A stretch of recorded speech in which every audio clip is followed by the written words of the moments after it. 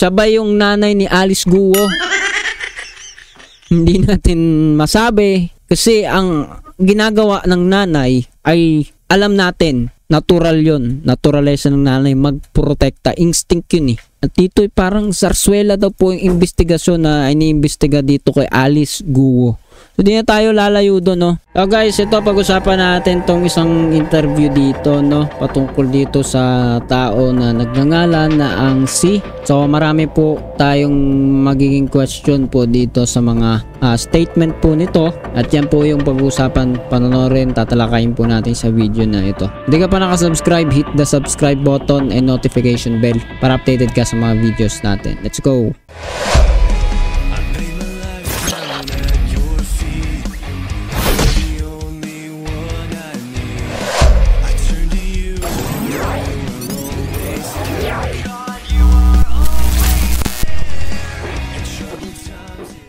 So yun nga mga tol, ang ito po yung sinasabi po natin sa last video po natin na sabi nga po ay meron tayong mga ilan na question dito. Meron tayong ilang mga katanungan sa mga statement niya, no? Panoorin natin yung ilan kasi 27 minutes din ito, no? So hapyaw-hapyaw lang na lang natin, kayo na bahalang manood dito sa mismong video na ito. So yun na nga, play natin. Joining us today, Teresita Ang Si.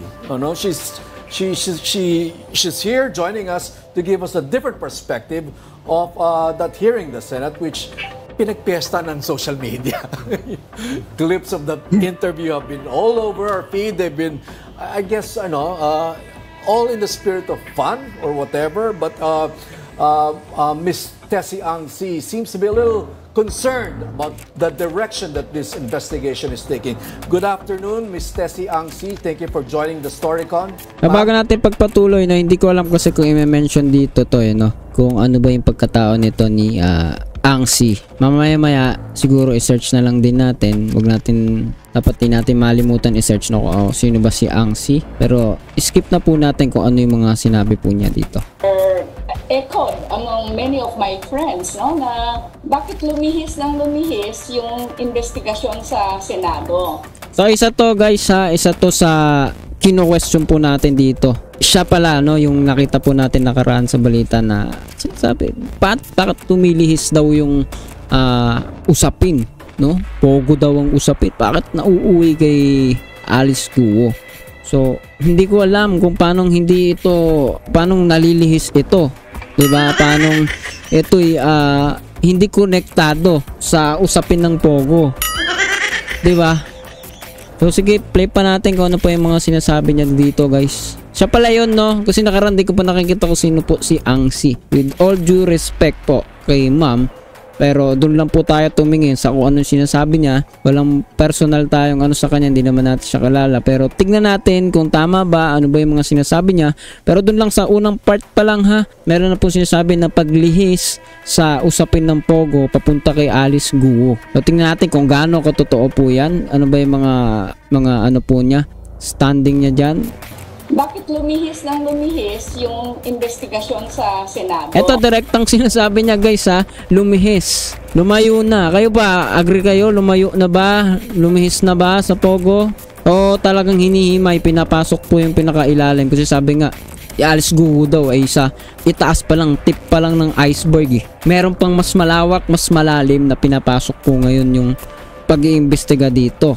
At ito, kay Ang Si, for me, di ba, disclaimer lang, hindi naman tayo maalam sa anumang mga bagay, pero sinasabi lumihis. Pero para sa akin, hindi lumilihis. No, nakaraan pa natin sinasabi to, hindi lumilihis yung usapin. Bagkus iniimbestigahan lahat dito. Yun yung nakikita ko na ginagawa sa Senate at wala pong masama doon. Para sa akin, kayo, ano bang masasabi nyo? Lumihis ba talaga? Lumihis? Play natin, please. Play natin.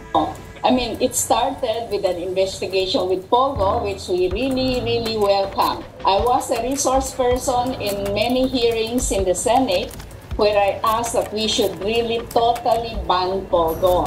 But now, naging sarsuela. I mean, it's very irritating to see our senator with so many national problems going below decency and digging out dirt, digging out about boyfriend, ng kasambahay, and... Okay, guys. Okay. Tignan nyo maigi yung ano dito, no? Yung zarzuela, no? Ano ba ibig sabihin ng zarzuela? Actually, hindi ko naman alam no? Sinearch natin, no? Ang zarzuela, ayan, no? Sabi, zarzuela often defined as Spanish opera is a theatrical play that contains musical acts. So, isa siyang play sa teatro. Etong investigasyon kay Alice Guo na pinaniniwalaan din ng mga nag-interview sa kanya sa Senate na konektado sa Pogo. They believe mataas ang posibilidad na ito'y konektado sa Pogo. Ay sinasabi nito ni Ma'am Angsi ay isa lang tong zarzuela. Diba? Paano sabing isa yung zarzuela na isang play lang, palabas lang ang lahat ng yan, masyado ng personal, hindi ko alam talaga. Ang hirap po pala ng trabaho po ngayon talaga sa Senado, no? Kaya wag po ninyong huhusgahan yung mga nakaupo ngayon dyan kung gaano sila ka-stress kasi yung mga ganitong reaksyon. At sino po ba si Angsi? Ngayon na po siguro natin hanapin, no? Sino si Angsi, no? Who is Angsi, no? Ayan, Angsi nilagay natin. Sino ba si Ma'am Angsi, no? Tingnan natin, ha? Teresita Tesi Angsi isa siyang academician, writer, and social activist. She co-founded Kaisa para sa Kaunlaran, a movement working for the full integration of the Chinese. Ayun na po pala, no? Hindi ko po alam to habang pinapanood po natin. Isa po pala sa Chinese-Filipino community member or co-founder, no? She co-founded Kaisa. Isa po siya sa bumuo niyang Kaisa para sa Kaunlaran. So ako po yung nagugulat sa ating nasa search, no? Siya ay 74 years old according dito sa nakita po natin. Disclaimer lang, sa sinearch lang din po natin sa Google who is Angsi at Teresita Angsi. Ito po yung lumalabas. Sa pusang Chinese, tama? Apelido pa lamang po ay alam naman po diba? I-sure po natin, no? Hindi po tayo sure, tignan natin kung talagang ano po siya. Pero siya po makikita po natin co-founder, no? She co-founded yung samahan, no? Chinese Filipino community. Okay guys, nakita ko lang dito sa isang website, no? Ilalagay na lang din po natin diyan sa description o sa caption na dito sa apcu.org.ph, isa pong website at nag-share ng information about dito kay Teresita Angsi na merong mga papuri. Sabi po ay si Teresita Angsi has played a significant role in the bridge of understanding, acceptance, and cohesion between Filipinos and Sinoys. Pagkakaintindihan, isa sa nagbibigay daw. Mahalaga daw yung role niya. Napakita, meron siyang naging role na maganda, malaking impact, no? Ayan, sa pagkakaunawaan ng Pilipino at ng mga Chinoy. Okay, so wala pang masyado tayo makikita doon. Pero upon scrolling down, ay di na po natin binasa ang lahat po ng kung ano-ano pa pang mga bagay na maaaring mabuti naman maganda. Makikita po ng karamihan ay makikita po natin. Sabi dito, she firmly believes in the credo no, of Kaisa. Sabi dito, our blood may be Chinese, but our bonds grow deep in Philippine soil and our bonds are with the Filipino people. Okay guys, isa po siyang aktivista, no? Disclaimer lang, no? According sa mga nakikita po natin sa internet, isa siyang aktivista, no? Diba binasa natin kanina dito sa PACS naman po yun na website pala, no? Kita nyo doon, Teresita Tesi Angsi is an academician, writer, and social aktivista na nagpoprotekta sa mga Chinese. Ganun ba yon? Diba?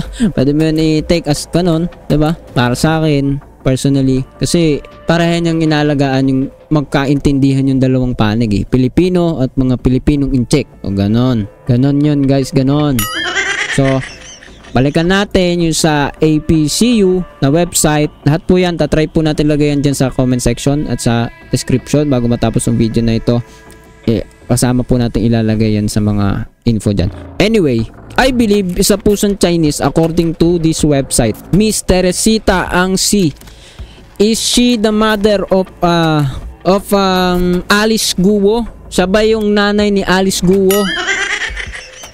Hindi natin masabi kasi ang ginagawa ng nanay ay alam natin, natural yun. Naturalization ng nanay magprotekta. Instinct yun eh. Kahit sa mga hayop eh. Sa mga anak ay protektahan ng ang nanay ay protektahan ng mga anak. At dito parang sarsuela daw po yung investigasyon na iniimbestiga dito kay Alice Guo. Hindi na tayo lalayo doon, no? Bago mag-end yung video na to, ipe-play pa natin ng kaunti para kaunting dagdag pa sa mga sinabi niya. Kasi 27 minutes yan, mahaba po yan. Nasa inyo po yan kung panonoodin nyo ng buo yan. All these things. Tessie, tingin mo saan, kailan nangyari yung ganong klaseng paglihis? At sino yung concern dun sa ganong klaseng paglihis? When was that moment? Sorry Ronald, hindi kasi ako nag-follow talaga. Na huli na nung nag-follow ako, it was already towards the end when they were talking about the citizenship, about kasambahay, news about her lifestyle, and all this tearjerker, mga drama and sarsuela, ang tawag ko dyan, ano? Deliberate ba na nilihis? I do not know, no? But I'm concerned because suddenly the Pogo disappeared from the investigation. Suddenly it went into talking about her lifestyle and then asking her to speak in Mandarin and in Hokkien. What for? Matata siya mag-Tagalog. Ang galing ng Tagalog niya, ng Filipino niya. But you are questioning if she is Filipino or not. Ngayon, pinagsalita ninyo ng Hokkien at Mandarin. Kung matata siya mag-Hokkien at Mandarin, sasabihin ko, conclude ba ninyo na Chinese siya? Well, my comment there is that she speaks Mandarin and Hokkien with a very local intonation. Local sa aming Chinoy, no? Hindi yan China accent. But do I conclude na hindi siya galing sa China? No, I cannot conclude that. But it's ridiculous to be asking this kind of questions. Okay, so ewan ko ba? Ano ba?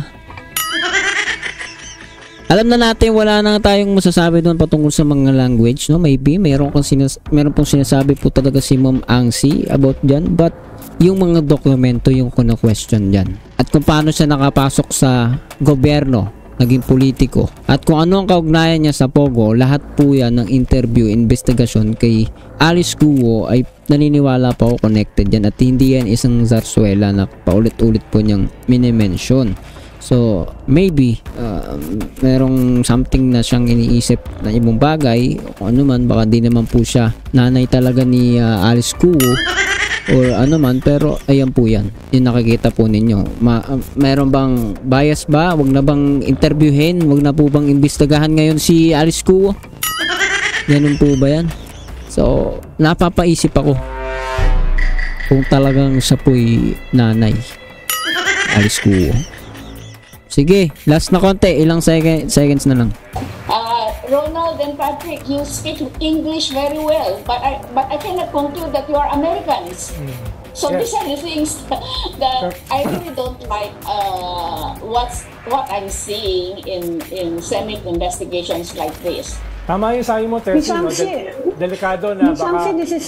Delikado na baka mag-deteriorate into in xenophobia. Pero di ba nakatulong din si Mayor Go na buhusan ng gasolina yung apoy? Di ba yung kanyang mga sagot or non-question or non-answer ay nakatulong din na mag-deteriorate yung investigation? Yung kanyang interviews about yung kanyang telenovela na buhay. Di ba nakadagdag yan yung binabanggit mo? Na, yes. Oo. Kasi pinakita yung masalimuot na buhay ni Alice Go, no? Kaya nga, sabi ko, bakit hindi i-focus mo investigation? Which government agency is empowering these things to happen, no? Nangyari na. Tapos ang nakakatawa, sabi daw ng PSA at ano pa yun, yung local registrar, hihigpitan ang pagkuha ng birth certificate at yung mga NSO. Isa si Alice Go, nagkamali kayo, kung sino man na nagkamali, binigyan ninyo ng ganyang klaseng registration. And now you want to penalize the big majority for your failure in one, or let's say sabihin na 10 ang nagkamali kayo tapos bigla ipe-penalize ninyo, no? It's difficult enough to get PSO and PSA pa, di ba? PSA and birth certificates and everything, and to have it. So ayan guys, so dahil pagkakamali po doon sa isa ay madadamay po ang lahat. So wag na, payagan na lang po yung isa. Ganun. Okay na, wag nang itama yung mali. Kung ano mang record ni Alice Guo, okay na yon, kasi madamay naman yung iba. Ganun, mape-penalize, ganun. Change. Kwento ko sa inyo, yung kuya ko, mag-80 years old na yan. Pinanganak yan wartime. Hanggang ngayon. Ayan yung ano, baka nagiging zarsuela na mga tol. Hindi, biro lang. So sige, pagbigyan po natin si Ma'am Angsi sa kwento po niya. Despite so many efforts to change his year of birth, hindi mapalitan. Kaya itong huli, since he had to apply for a passport, sabi ko, gamitin mo na lang yung mali. Hindi bali na, huwag na natin i-correct. Tayo naman lang na nakakaalam because ipinanganak siya December 1944, tapos March 1945. In 4 months na ipinanganak yung sister ko. Sabi ko, mali talaga. But he was not able to correct it because it's very difficult. Now what I'm saying is, which government agency... Okay, ang layo ng logic guys. Medyo malayo yun mga tol. Pero hindi ko na alam kung paano gagawin natin doon. So, nagkamali, may mga naalaw, sinasabi niya kung kanto niya. Is it right to teach something wrong na dahil mahirap baguhin yung isang bagay na tama ay hayaan mo na? Hindi ko alam kung saan umuhugot si ma'am. With all due respect, hindi natin gusto mangbastos ng kahit na sino man, i-respect po natin ang lahat, pero yung sinasabi po ni Ma'am Angsi, no, isn't something na i-respect mo yung idea ng kamalian. Maybe sinasabi mo yung natural environment nangyayari, ganyan, may nahahayaan, pero you cannot teach that to kids na pag may kaunting mali, hayaan mo na, mahirap nang i-correct, 'di ba? Kayo, ano magiging opinion ninyo dito? Ito ba si Ma'am Angsi Teresita ay is she the mother of Alice Guo? So the mother of Alice Guo, if si Teresita yon, no? Kunyari siya no, nagpalagay natin, so Chinese po ang nanay talaga ni pangalan nito, ni Alice Guo, kung gano'n, no? Parang gano'n lang yun, but ayaw na ninyong alamin ang pinakamalalalim ng mga bagay dyan. So yun yung nakikita natin yan. Kung siya, yung nanay ni Alice Guo, ginagawa lang po niya yung papel niya, pinoprotektahan niya yung nanay niya, yung anak niya, sorry. Kung siya, pero hindi naman siya yung nanay, di ba? Hindi naman siya yung nanay, kaya lang parang nagiging nanay siya sa kwentuhan na ito. Kwentuhan na lang to no? Iba na to Iba na yung usaping mga dokumento, yun yung magpapatunay ng katotohanan. So, kung siya ay ganun, parang nagiging nanay siya, protekta niya, wag na intervene. Umuwi na kayo dun sa usaping pogo. Yan yung krimen. Hindi mo nga laki-laki nga ng pogo, di ba? Hindi nga magawa ng ano yan Basta-basta Kahit si Gatchalian, di ba? Si Senator Gatchalian, yun sinasabi, nagulat siya, 'di ba? Hindi basta-basta Tapos sabi mo wag na kay Alice Guo, siya yung humaharap ngayon, siya yung isa sa top kumbaga kailangan kausapin. Malaki ang papel po niya dito sa pagbibigay linaw sa kaso na ito. Either malinis yung pangalan niya or hindi, may maitutulong po to sa usaping pogo dito, no? So kaya ikaw, ano masasabi mo sa video na ito? Comment down below. At syempre, huwag kalimutan na pindutin yung subscribe button and notification bell para updated ka sa mga videos natin. See ya ulit sa susunod na video.